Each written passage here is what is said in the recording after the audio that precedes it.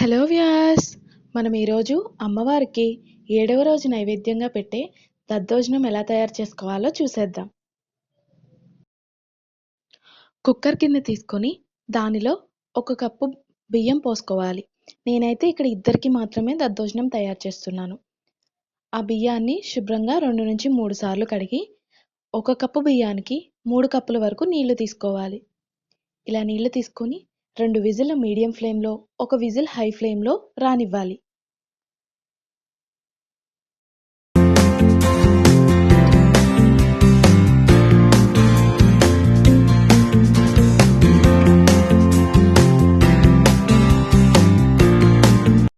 Whistles వచ్చాక cooker మూత open చేసి చూస్తే రైస్ కొంచెం పలుకుగా ఉంటే గుంటగరిటె తీసుకొని దానితో రైస్ని ఇలా మెదుపుకోండి.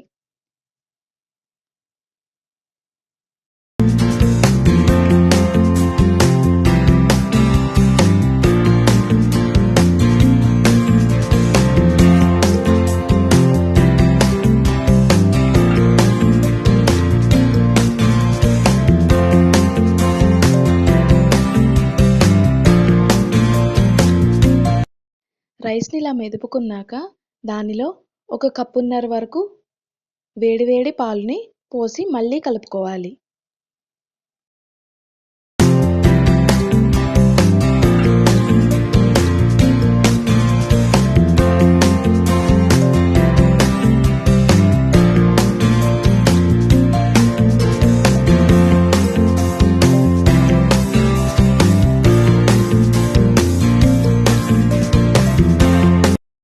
ఇది చక్కగా గోరువెచ్చగా అయ్యాక దీనిలో 2 కప్పుల వరకు కమ్మటి పెరుగు వేసుకోండి. పుల్లటి పెరుగు వేసుకోకండి.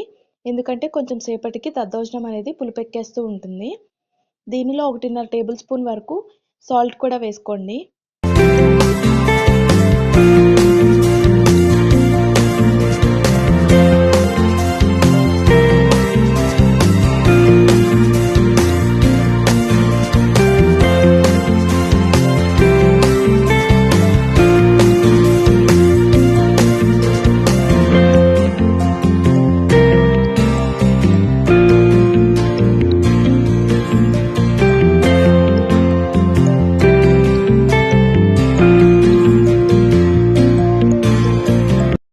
మనం ఇప్పుడు దద్దోజనంలోకి పోపు వేసుకోవడానికి పోపు గిన్నె పెట్టుకొని తగినంత ఆయిల్ వేసుకొని దానిలో 1 టేబుల్ స్పూన్ వరకు శనగపప్పు, 1 టేబుల్ స్పూన్ వరకు మినప్పప్పు, 3 పచ్చిమిర్చి చీలికలు, 4 జీడిపప్పు పలుకులు, 2 ఎండుమిర్చిని కూడా వేసుకొని బాగా ఫ్రై చేసుకోవాలి.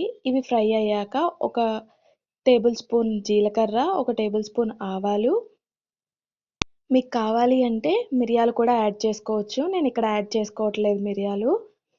ఇలా బాగా కలుపుకొని కరివేపాకు 2 రెమ్మల కరివేపాకును కూడా వేసుకొని ఇదంతా బాగా ఫ్రై అయ్యాక లాస్ట్లో స్టవ్ ఆఫ్ చేసేసుకొని చిటికెడు ఇంగువను కూడా వేసుకొని కలుపుకోండి.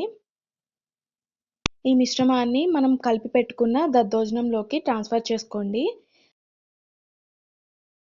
మనం ఇక్కడ నైవేద్యం కోసం చేస్తున్నాం కాబట్టి ఫ్రూట్స్ అవి ఏమి యాడ్ చేయట్లేదు. లేదంటే మీరు పొమగ్రనేట్ సీడ్స్ ఉంటే వాటిని కూడా యాడ్ చేసుకోండి.